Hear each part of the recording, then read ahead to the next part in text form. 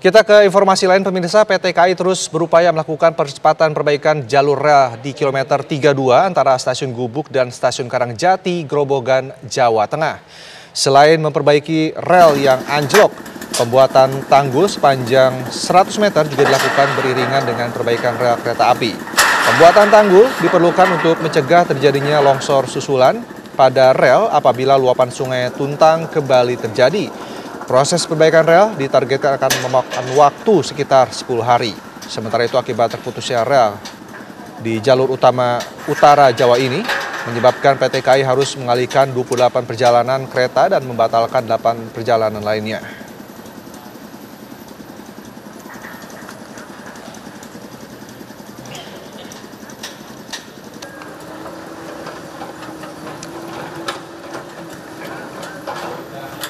Ya, lalu apa informasi terbaru mengenai perbaikan jalur kereta api di Grobogan, Jawa Tengah? Kita tanyakan kepada rekan Budi Zulkifli yang berada di lokasi.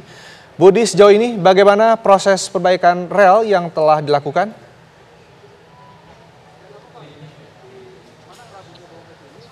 Ya Rendra, sampai saat ini upaya perbaikan rel kereta api yang anjlok sepanjang 100 meter yang berlokasi di antara stasiun Gubuk dan stasiun Karangjati masih terus dilakukan oleh petugas dari PT KAI dan disupport oleh banyak petugas lainnya di tempat ini. Ini sudah memasuki hari ke-8 ya apabila kita menghitung dari pertama kali peristiwa amblesnya rel kereta ini pada hari Selasa kemarin. Upaya ini terus dilakukan tidak hanya dengan melakukan perbaikan rel, namun petugas juga harus membangun tanggul sepanjang 100 meter dengan lebar 30 meter dan tinggi 7 meter.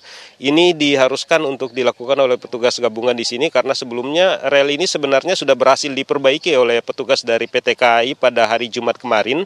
Namun karena luapan sungai Tuntang akibat hujan deras yang masih mengguyur wilayah ini membuat rel yang sudah diperbaiki tersebut kembali longsor. Karena itu upaya pembuatan tanggul sepanjang 100 meter ini memang sangat diperlukan agar proses perbaikan rel juga bisa berjalan dengan maksimal. Kemarin pihak PT KAI dalam keterangan resminya mengatakan bahwa estimasi dari upaya perbaikan rel kereta yang merupakan jalur utama di utara Pulau Jawa ini ditargetkan bisa dilakukan dalam 10 hari.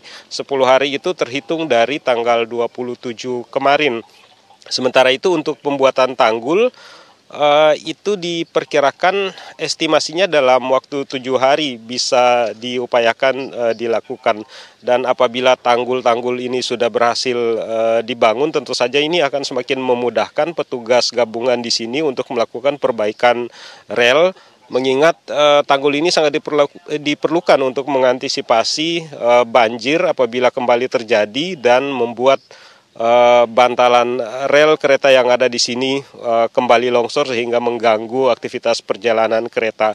Pihak PT KAI kemarin melalui Humas Daop 4 Semarang menyebutkan bahwa akibat anjloknya rel kereta api di Grobogan, Jawa Tengah ini membuat sedikitnya 28 perjalanan kereta terpaksa dialihkan jalurnya oleh pihak PT KAI melalui 3 jalur utama, yaitu yang pertama memutar via Gambringan, Gundih, Brumbung, itu ada 8 perjalanan kereta, kemudian memutar via Surabaya, Solo, Brumbung, itu ada sekitar 18 perjalanan kereta, dan yang memutar via Surabaya, Yogyakarta, Purwokerto, Cirebon itu ada 2 perjalanan kereta. Sementara 8 perjalanan kereta lainnya mulai tanggal 27 sampai 31 Januari 2025 ini terpaksa dibatalkan oleh pihak PT KAI.